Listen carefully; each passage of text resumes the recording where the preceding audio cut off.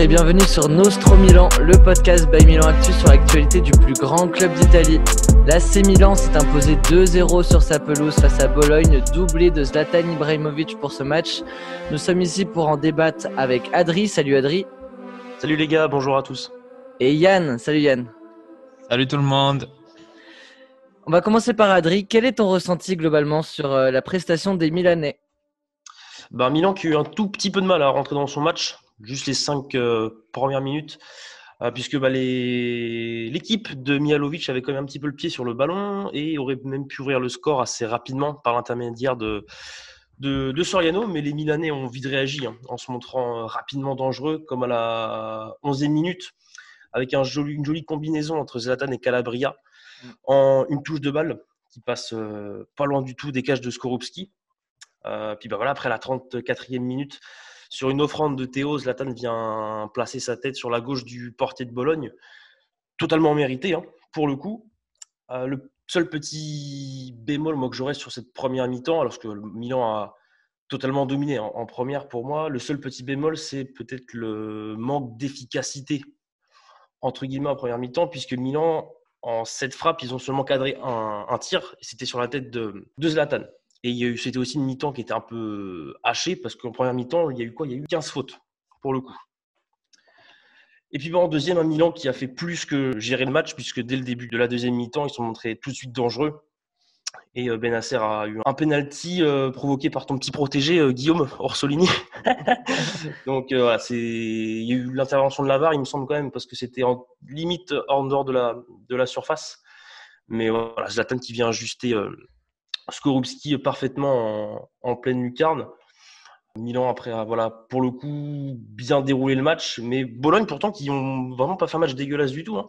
Puisque Donnarumma a dû s'employer 4 fois, il me semble. Il a fait 4 arrêts et de gros arrêts, pour le coup. Ouais. Donc, non, Milan a dominé, mais Bologne n'a pas fait un mauvais match. Ils ont même fait un bon match, pour moi, je trouve. Même si dans l'ensemble, ils se sont fait un peu dominer, comme je le disais. Mais voilà, ça fait du bien de voir un Milan qui commence bien, parce que l'année dernière, ils avaient perdu 1-0 face à l'Udinese. Donc voilà, on a eu un Milan dans l'enchaînement de ce qu'elle nous a montré à la reprise du Covid. 4 arrêts, tu l'as dit, de Donnarumma, que j'ai noté après la sortie de Kjaer et la rentrée de Duarte. Ton avis, Yann, sur la prestation de Kjaer ? Est-ce que c'est une prestation peut-être s'il est dans tes tops, tu pourras le dire plus tard. Très, très intéressante ta remarque, parce que moi j'ai noté exactement la même chose, que les 4 arrêts de Donnarumma ont été faits non pas après la sortie de Kjaer, mais après la sortie de Kessie, j'ai noté. Ah ouais. Dans le sens où c'est au moment où on a commencé à faire nos changements au milieu, et on va le revoir dans mes tops, Kessie qui a pour moi un rôle plus qu'important dans notre équipe, on a commencé à ne plus être concentré, à plus réussir à sortir la balle et donc logiquement à se prendre des occasions de la part de Santander, je crois, Sansone qui ont eu quelques occasions par la suite, sauvées par notre grand Gigio Donnarumma. Et également, on peut le souligner ce soir, depuis plusieurs semaines, on ne fait que cracher sur ce poste-là, mais ce soir, notre Calabria a sorti un très, très, très grand match sur son côté droit. Il a été percutant. Défensivement, il était pratiquement impassable, à part sur quelques petites erreurs à la fin où il a un peu été pris de court. Mais dans l'ensemble, très grand match de Calabria. Sinon, dans l'ensemble, pour la prestation de l'équipe, on jouait une équipe de Bologne qui était quand même bien organisée défensivement. J'ai trouvé qui restait assez basse sur le terrain. On sait que c'est absolument pas notre point fort, les débuts de saison. Ça fait 2 saisons qu'on n'arrive pas à commencer avec un résultat positif. Et ce soir, j'ai vu des joueurs qui sont rentrés sur le terrain motivés. Ils ont été chargés à bloc par Zlatan. On l'a vu durant toute la première mi-temps, qui ne cessait d'encourager ses partenaires. Et très positif, vraiment que du positif ce soir. Et je tiens aussi peut-être à souligner quelque chose de très positif ce soir, c'est le retour des 1000 supporters à San Siro. Ça fait très plaisir de revoir San Siro un petit peu vivre. On n'est pas encore aux 76 000 places qui sont habituellement à San Siro, mais le fait de la présence de ces 1000 personnes à San Siro était aussi un point positif à souligner. Très bien. Moi aussi, j'ai noté une très bonne prestation de nos amis milanais. Vous avez souligné la très grosse performance de Calabria. Moi, je vais aussi saluer celle de Théo, qui a été aussi bon défensivement qu'offensivement. Pour le coup, il a vraiment mis Orsolini dans sa poche sur l'ensemble du match. Après, voilà, on sent rentrer dans la prestation individuelle. Je tiens aussi à souligner, parce qu'ils ne seront pas dans mes tops, mais les bonnes entrées de Brahim et surtout de Selmakers que j'ai trouvé impressionnant dans sa confiance, dans la confiance qu'il avait en lui. Il a réussi tout ce qu'il avait à faire pratiquement. Donc voilà, il a complètement effacé la première période poussif et un peu brouillon de Castillero. Donc voilà, je tiens à souligner la prestation de Selmakers. Donc voilà, belle première période. Je trouve ça jouait bien ensemble dans la continuité de ce qu'on avait montré après le confinement. Franchement, c'est une bonne entrée en la matière pour les joueurs de Pioli. On a vu quand même un collectif du Milan quand même bien huilé. C'est vrai qu'on a l'impression qu'ils se trouvaient les yeux fermés, quoi, pour le coup. Comme je disais tout à l'heure, on a eu plusieurs fois des actions en une touche de balle, notamment Calabria et Zlatan à la 11e minute. Aussi avec Rebic qui fait un 1-2 aussi avec Hernandez qui lui remet en talonnade. Enfin, c'est comme je disais tout à l'heure, vraiment, on a vraiment le Milan de la fin de saison qu'on a eu. Ouais. On voit vraiment que là, il y a vraiment voilà, le groupe, ça y est, il est construit, le collectif, il est là, il est bien huilé. C'est vrai que globalement, alors j'en parlerai dans mes tops et mes flops, mais ils ont tous fait globalement un bon match, d'autres plus que d'autres. Il y a juste un joueur qui était en dessous pour moi, mais c'est vrai que globalement, ils ont tous fait un match solide pour le coup.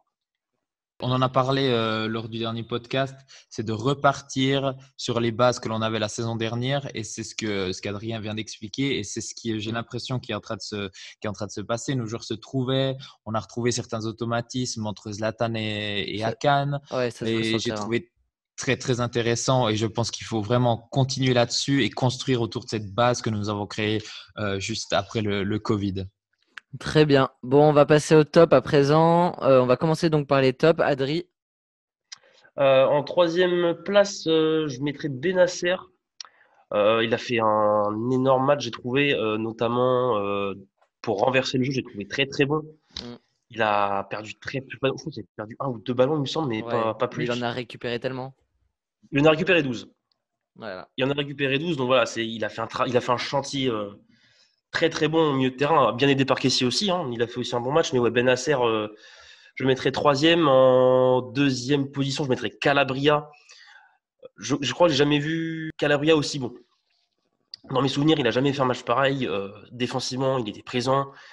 Niveau tacle, niveau récupération de balle, pareil, c'était très propre. Il a dû faire quoi 3 fautes, mais 3 fautes entre guillemets intelligentes.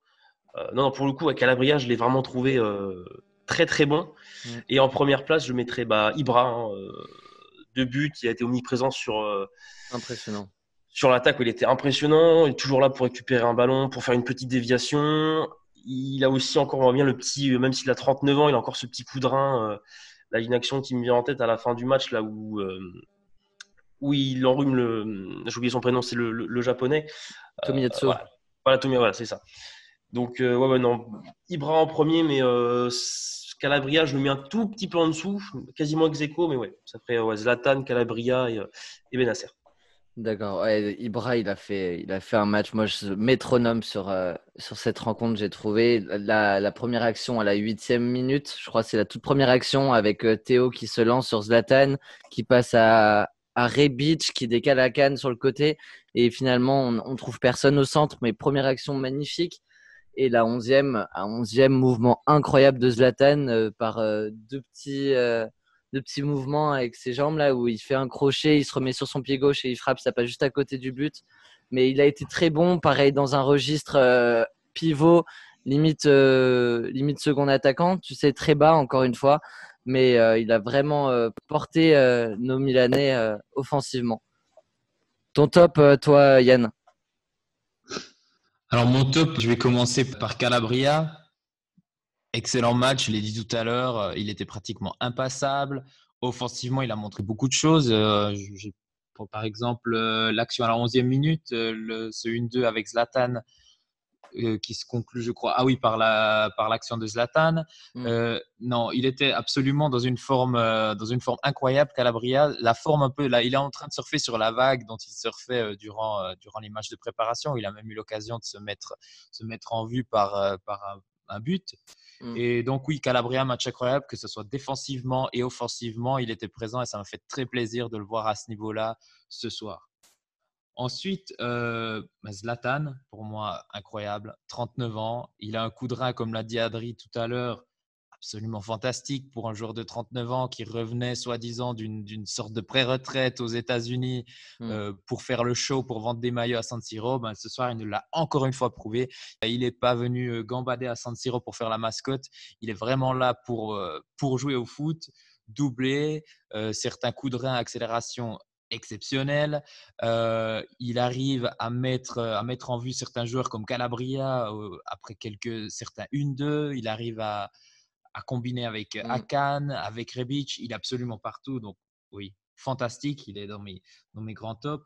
Et ensuite, mon top du top pour moi, c'est le joueur qui, depuis l'après-confinement, nous fait gagner des matchs grâce à sa présence au milieu du terrain. Il est partout. Il fait des efforts incroyables. On l'a vu quelquefois même aller presser le gardien adverse. Il s'agit de l'ami Franck Kessie.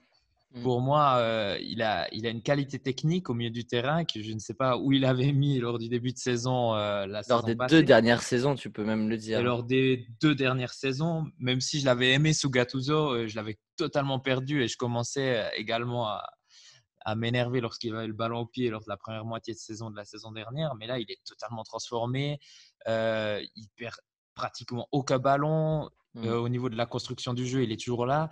Et ce qu'il faut noter, qu'on voit peut-être un peu moins, c'est sa présence sur le terrain. Il est absolument partout. Ouais. On le voit en attaque, on le voit derrière, à la récupération. C'est absolument incroyable de pouvoir compter sur un tel joueur devant notre défense. Et d'ailleurs, on l'a dit en tout début de podcast, le moment où, oui, Thiers est également sorti, mais où Kessie est sorti, on a totalement perdu notre équilibre. Et c'est à ce moment-là qu'on a commencé à concéder des occasions et que Bologne a pu être dangereux face à nous. Vous avez cité donc l'un et l'autre, Bennacer et Kessie au milieu de terrain.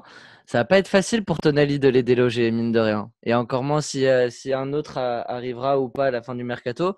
Mais Tonali, je pense que sur la longueur, et bien sûr qu'il s'installera, il est venu pour s'installer au milieu de terrain. Mais Kessie et Bennacer vont pas laisser leur place si facilement, j'ai l'impression. Adrien. Même pour Pioli, ça va être compliqué parce qu'il va avoir un casse-tête. Quand tu vois vraiment le taf que font Kessie et Bennacer, c'est vrai que Tonali, voilà, pépite, il va jouer. Même nous, on va le voir titulaire. Mais c'est vrai que, et tant mieux, j'ai envie de dire qu'il y ait vraiment cette sorte de bagarre entre guillemets Ouais, pour avoir c'est un casse-tête de riche. C'est ça. Oui, voilà, c'est ça. Après, de toute façon, ils vont tous avoir du temps de jeu. On va avoir l'Europa League, on va avoir le championnat, on va avoir la Copa. Donc, de toute façon, ils auront tous les trois du temps de jeu. Après, à voir qui sera vraiment titulaire. Mais tant mieux qu'on ait ce problème de riche, comme tu disais, Guillaume, quoi. Moi, pour ma part, dans mes tops, donc pour ne pas dire les mêmes que vous, j'aurais pu parler de Calabria, bien évidemment, ou encore Kessié. Je vais mettre en avant tout d'abord Kier, donc pour sa prestation défensive. Encore une fois, on peut souligner aussi la bonne prestation de Gabia, qui est vraiment son bras droit en défense centre, mais Kier vraiment en taille patron. Et sa sortie, je l'ai dit, pour l'entrée de Duarte, qui a été vraiment dedans sur les 15 dernières minutes, montre encore une fois l'importance du Danois, toujours bon, très peu de fautes, je crois même aucune faute commise, important dans les duels. Ouais, il n'en a pas fait une. Devant sur les duels aériens, il les a tous remportés quasiment. Toujours le bon pied au bon moment, la bonne interception, le bon contre. Donc non, encore une fois, quelle chance de l'avoir chopé pour 2-3 millions à l'Atalanta, parce que maintenant ça devient un titulaire indiscutable et je veux encore une fois le revoir titulaire. Franchement, avec Romagnoli, ce sera très bien pour cette année, je pense. En deuxième position, quelqu'un d'autre que vous n'avez pas cité, et j'ai adoré ce qu'il a fait offensivement, c'est Rebic. Voilà, toujours très impressionnant dans les duels, il en gagne beaucoup. Il va à la perte de balle de lui ou de ses coéquipiers jusqu'au milieu de terrain, voire vraiment en défense pour récupérer les ballons, faire la faute qu'on peut appeler de faute intelligente au milieu de terrain pour permettre à toute l'équipe de se replacer. Et offensivement, j'adore vraiment sa complémentarité avec Zlatan. Il se déplace super bien, de super bons appels de balles. Et lui, pour le coup, c'est vraiment jouer avec ceux qui l'entourent. Théo, Ibra, Akan. Il arrive à bien combiner avec ces trois-là. Donc vraiment, je trouve qu'il se place tellement bien. Il apporte vraiment du danger et des solutions offensivement. Donc voilà, grosse prestation, j'ai trouvé du Croate, pardon. Et enfin, en première position, Ibrahimovic. Voilà, j'ai pas grand-chose à rajouter. J'ai un peu tout dit avec toi, Adri. Donc voilà, grosse prestation du Suédois. Doublé pour commencer. Et voilà, on va passer au flop maintenant, les gars. Yann, je vais te laisser commencer pour les flops. Alors pour mes flops, j'en ai deux. Je vais peut-être en rajouter un troisième qui sera un flop d'encouragement, si on veut bien. Donc je commence par Castillejo. Je pense qu'on va être tous d'accord sur ce joueur qui passe totalement à côté de sa première mi-temps. Certes, il est vif, certes, il a de l'envie, on voit qu'il a envie de courir dans tous les sens, mais c'est très brouillon. Sa qualité première, c'est d'effacer ses adversaires par certains petits crochets et mouvements de corps. Il n'a absolument pas réussi ça ce soir. Et très faible dans les duels. Très, très faible dans les duels. Beaucoup de duels perdus. À l'épaule contre épaule, il finit toujours par terre. Alors, quelquefois, l'arbitre siffle, mais la plupart du temps, c'est des duels qui sont corrects et il est toujours par terre. Donc, une première mi-temps totalement à oublier pour Samu Castillejo qui est aujourd'hui méconnaissable. On sait qu'il est capable tout à coup d'avoir, justement, c'est un joueur qui est capable d'éliminer. Donc, tout à coup, il arrive à éliminer un, deux joueurs et ça peut vite devenir très intéressant pour nous offensivement. Mais là, ce soir, il n'a pas réussi à faire ce petit pas en avant pour éliminer l'adversaire et malheureusement, lorsqu'il n'y arrive pas, il nous est pas d'une grande utilité sur le flanc droit. Ensuite, tu as parlé tout à l'heure d'un joueur qui t'avait beaucoup plu par son entrée. Et puis, moi, il m'a plu, oui, dans la mentalité, dans sa façon d'entrer sur le terrain où il courait vraiment dans tous les sens. Mais après, il a encore quelques petits. Pour moi, ce côté droit nous fait défaut offensivement. Et Salamancers, malheureusement, je le mets aussi dans mes flops. Ah bon? Parce que son entrée est certes intéressante au niveau de l'envie. On le voit sur le terrain. On l'a même entendu à un moment s'énerver contre je ne sais plus quel arbitre et dire mais comment est-ce que je peux jouer dans ces conditions où il avait toujours un défenseur sur lui. Mais je l'ai trouvé tout de même un petit peu emprunté. Et puis dans certains gestes où il devrait conclure, je ne sais plus c'est sur un centre de Calabria, je crois. Ouais, et encore, il fait une super frappe, il intercepte bien, en plus c'est bien vu, et ensuite il offre un caviar à Zlatan qui vraiment avait de grandes chances de mettre le but, donc il était vraiment pas loin d'une passe décisive. Moi, je l'ai Il y a trouvé du vraiment bon. tranchant, ouais. Alors, il y a du bon, mais pour moi, en tout cas sur le match de ce soir, c'est un peu le poste qui nous fait défaut sur le côté droit. Le poste de Castillejo et de Salamancers. Et ensuite, ça ne va plaire pratiquement à personne, je pense, mais mon flop d'encouragement va être pour Ismaël Bennacer, numéro 4 de l'AC Milan. Oh.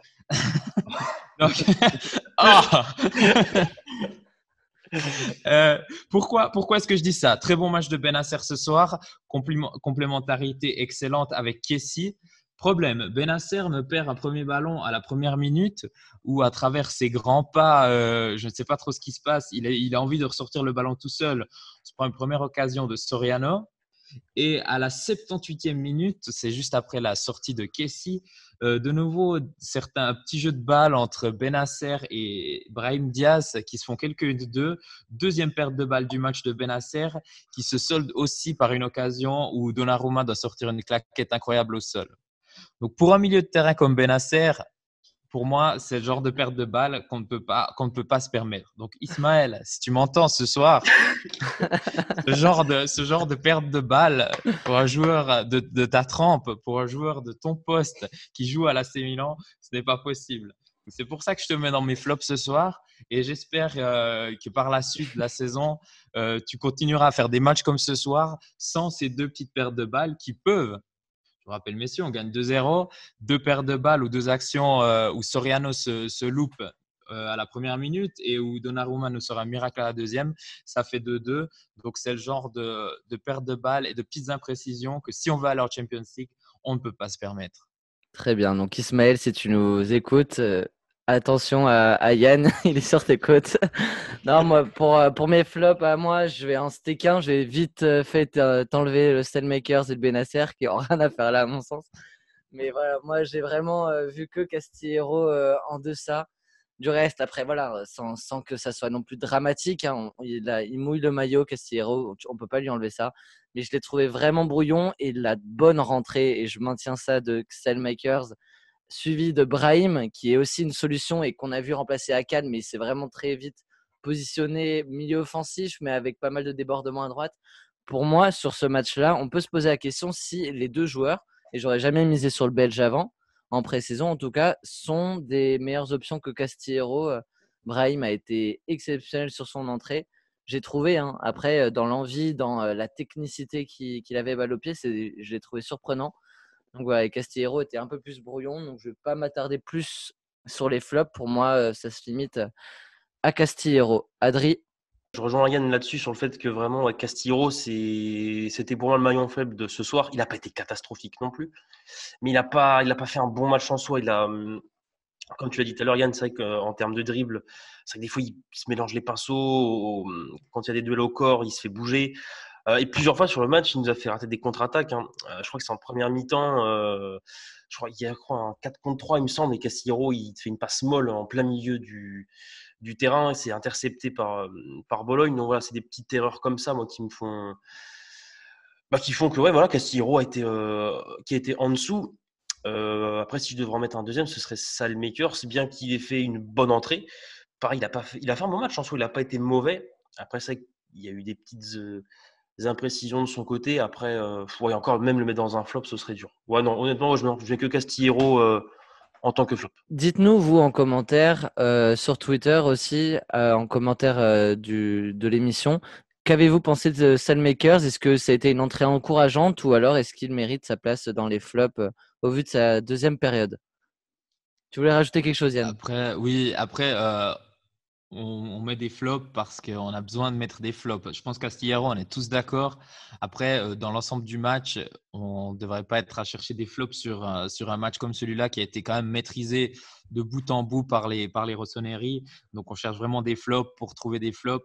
Dans l'idée de Salamankers, pour moi, il peut donner encore un petit peu plus. Il a été bon dans son dans son envie, mais pour moi, techniquement, il manque encore un petit peu quelque chose. Et Benasser, on se comprend bien qu'il fait un excellent match, mais que pour moi, les deux pertes de balles le font passer dans les flops alors qu'il a fait un très, très bon match. Donc, sur ce genre de match, on ne devrait pas avoir trop de flops. Après, si on veut parler de flop, moi je peux aussi rajouter, après voilà, c'est sur des petits temps de jeu, mais Léo Duarte, je l'ai trouvé vraiment trop fébrile défensivement. Et pour le coup, je vais peut-être pas me faire des amis, mais Tonali que j'ai trouvé presque invisible sur le quart d'heure où il a joué. Après voilà, il prend ses marques dans son équipe, il faut bien sûr lui laisser le temps, c'est pour ça que je l'ai pas mis dans mes flops.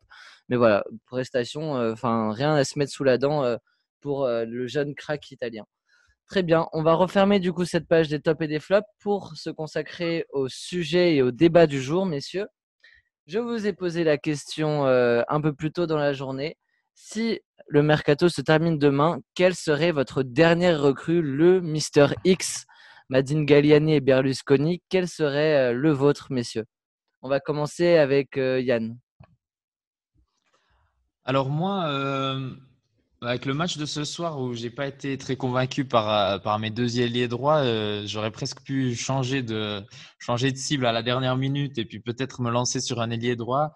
Je vais laisser cet honneur à Monsieur Salmon. Je m'en charge, t'inquiète pas. Je vais je vais soulever un autre problème que tu as soulevé tout à l'heure, Guillaume, c'est celui de notre défense centrale, où on l'a vu à la sortie de Kier, on a Matteo Gabbia qui certes fait son travail, mais qui est encore très très jeune et qui a besoin d'être épaulé par un joueur de qualité et un joueur d'expérience. Et j'ai l'impression qu'avec l'entrée de Léo Duarte, ce n'était pas du tout le cas et ça s'est reflété sur la fin du match. Comme on l'a dit tout à l'heure, on a suivi beaucoup d'occasions de Bologne. Donc pour moi, un joueur sur lequel c'est peut-être un rêve, c'est certainement quelque chose d'impossible, mais un joueur sur lequel je jetterai mon dévolu à la fin de ce mercato serait Jérôme Boateng. Donc pourquoi Jérôme Boateng? Déjà, c'est un joueur qui est très fort, ça tout le monde peut le dire. C'est un joueur qui a beaucoup d'expérience avec le Bayern, qui a gagné déjà 2 Champions League, qui est champion du monde avec l'Allemagne. Et je pense qu'au milieu de l'équipe de jeunes joueurs que l'on a, on le voit avec Zlatan, on a besoin de certains joueurs d'expérience qui ont déjà de la bouteille, comme on dit, qui ont déjà vraiment de l'expérience, qui ont déjà joué au plus haut niveau pour entourer nos jeunes joueurs afin qu'ils progressent. Donc pour moi, un Gabbia qui serait entouré d'un Jérôme Boateng qui aurait le rôle de quatrième défenseur, ça pourrait être très intéressant. Boateng, on l'a déjà vu aussi jouer latéral droit. Ça pourrait être aussi une alternative. Donc pour moi, Boateng serait la parfaite alternative pour combler en défense. Ok, Boateng en tant que quatrième, je pense qu'il prendrait carrément la place de Gabbia, voire peut-être Kier, selon le salaire. Je suis en train de regarder quel est son salaire là. Mais en effet, oui, pour moi, ça peut être logique. On sait que son frère est un grand amoureux de l'AC Milan, notre ami Kevin Prince Boateng, qui a d'ailleurs fait un joli message pour Arturo Vidal aujourd'hui. Mais Boateng, voilà, il pourrait arriver avec un profil un peu à la Thiago Silva, un profil qu'on recherchait peut-être. Après, le salaire de Thiago Silva était un frein pour nous, mais c'est un profil qui a tout à fait, enfin, que je trouve cohérent avec notre équipe et notre groupe, et je pense qu'il s'inscrivrait parfaitement dans notre équipe. Adri, peut-être une réaction? C'est vrai que je trouve ton choix pas déconnant du tout parce que on a une équipe qui est très jeune. Il me semble que la moyenne d'âge est quoi? Elle est de 23, 24 ans, quelque chose comme ça. Ouais. C'est vrai qu'il manque peut-être, en plus de Zlatan et de Kier, encore vraiment un joueur vraiment d'expérience qui a de la bouteille, comme tu disais très bien, Yann. C'est vrai que même alors, il prendra la place de Gabia. Pour moi, j'en suis persuadé parce que ça m'étonnerait qu'il prenne la place du quatrième défenseur. Mais c'est vrai que même pour Gabia, il pourrait aussi beaucoup apprendre à ses côtés, comme je suis quasiment sûr qu'il apprend de Kier et de Romagnoli.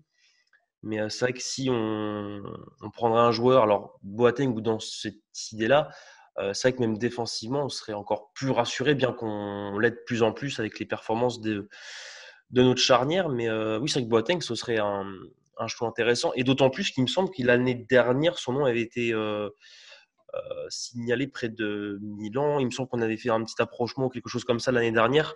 Mais ça J'ai ça déjà avait eu pas certains été... contacts, ouais. Ouais, c'était ça, ouais. Boateng, c'est donc 32 ans, c'est un an de contrat restant avec le Bayern et une valeur marchande estimée à 12 millions d'euros. J'ai pas les chiffres de son salaire. Je pense que ça va être bien en dessous de Thiago Silva qui était au PSG. Mais voilà, un peu le profil de Jérôme Boateng. Quel est le tien, Adri? Alors, moi j'ai choisi Chiesa. Je vais vous dire pourquoi, parce que ce sujet divise un tout petit peu au sein de la communauté. Déjà pour moi, Chiesa, je le prendrais parce que déjà c'est un jeune joueur, il a que 22 ans, il a du potentiel. Alors c'est vrai que il a du mal à passer vraiment ce palier qui fait que voilà, il passe d'un statut jeune pépite à vraiment pépite confirmée pour le coup. C'est vrai qu'on peut lui reprocher parfois son irrégularité, pardon, je vais y arriver. Mais je pense que moi, ce palier pourrait le passer avec Milan. En fait, je m'explique. Donc, Jacques Chiesa, il était formé à la Viola. Il est passé pro en 2016-2017, où il a terminé 8e avec la Viola.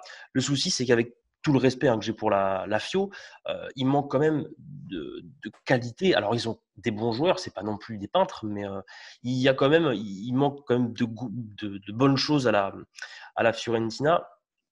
Par exemple, la saison c'était quoi en 2017-2018, pareil, ils finissent encore 8e. Ils finissent même à la 16e place en 2018-2019, puis à la 8e la saison dernière. Où d'ailleurs, Chiesa va finir meilleur passeur du club avec 9 passes décisives et 11 buts, il me semble. Il est rapide, il est technique, il est jeune comme je disais aussi, il est aussi international italien, comme Donnarumma, Romagnoli, Tonali, c'est aussi des mecs qu'il connaît.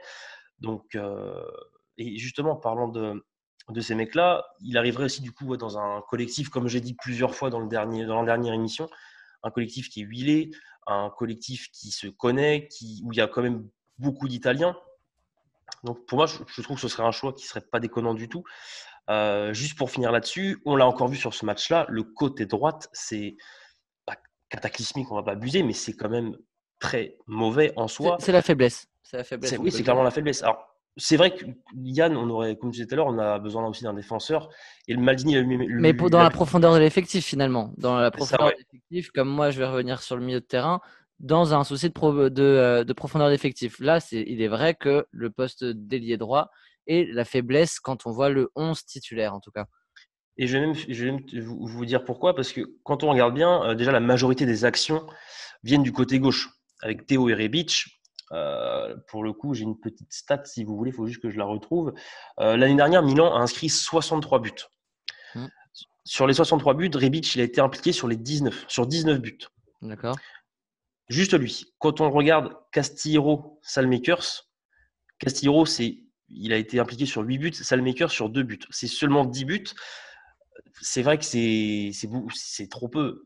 Et encore, je compte pas encore Théo qui fait aussi un travail monstrueux sur le côté gauche. Un peu moins. Voilà, en l'occurrence, en Calabria, je vais l'enlever parce qu'il a fait comme un bon match aujourd'hui. Mais quand tu regardes des Conti il y a beaucoup plus de déchets devant quand ils sont un peu plus offensifs.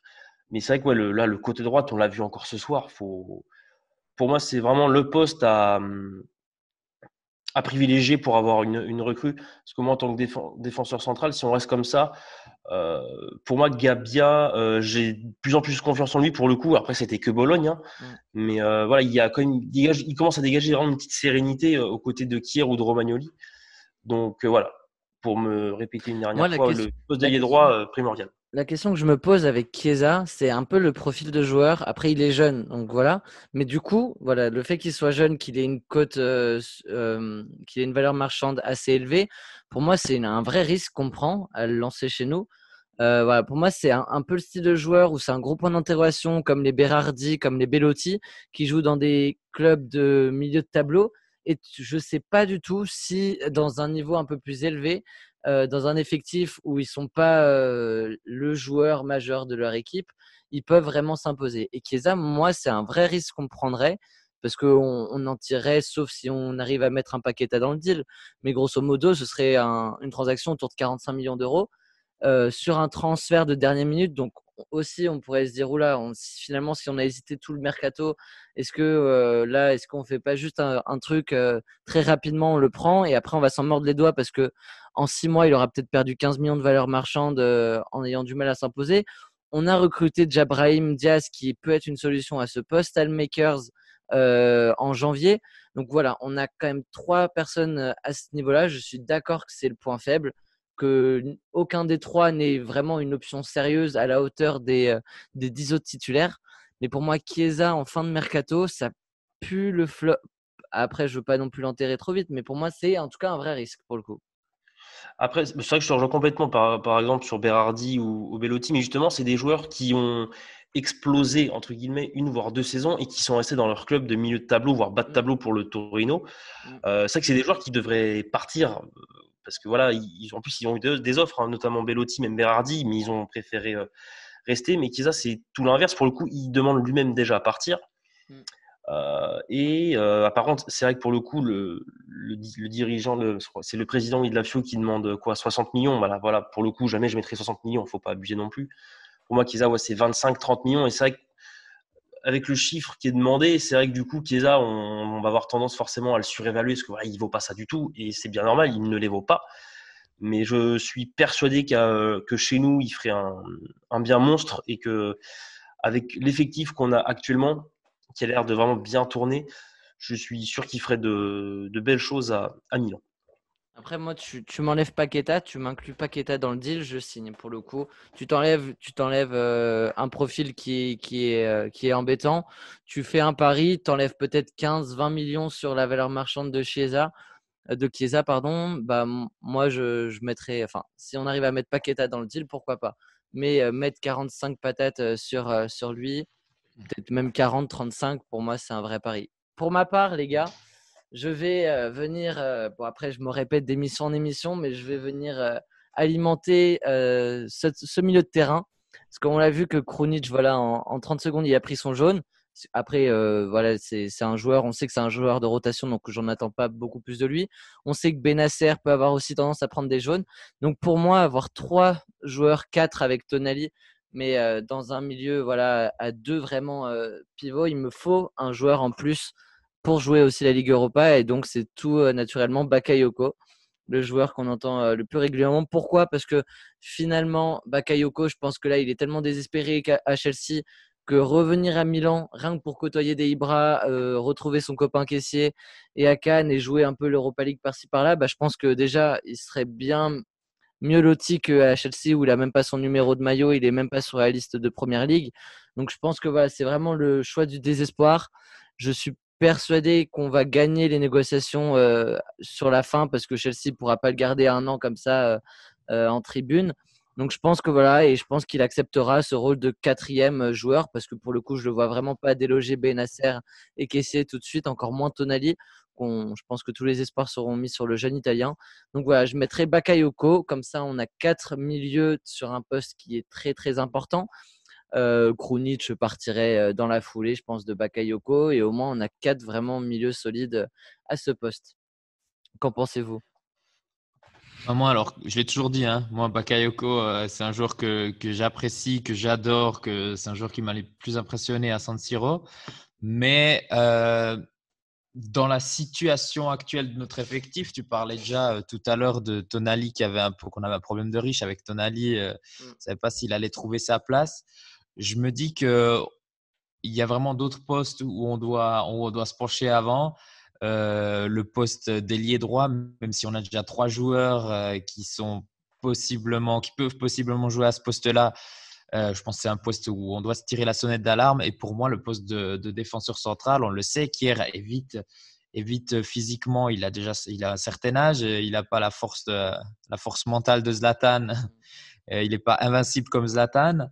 Et puis, Romagnoli, il suffit que Romagnoli se blesse ou qu'on prenne un carton ou quelque chose comme ça. Ouais. Et on va vite être dépassé. Donc, moi, Bakayoko, je le prends tous les jours. Mais dans la situation actuelle de notre effectif, j'ai l'impression qu'il y a d'autres postes sur lesquels on devrait se pencher avant Bakayoko ou Chiesa sur le côté. Très bien. Dites-nous, vous, dans les commentaires, sur quel joueur jeteriez-vous votre dévolu en fin de mercato? Merci les gars d'avoir participé à ce débrief et on se retrouve la semaine prochaine pour le deuxième match face à Crotone. Salut! Salut tout le monde! Ciao, ciao!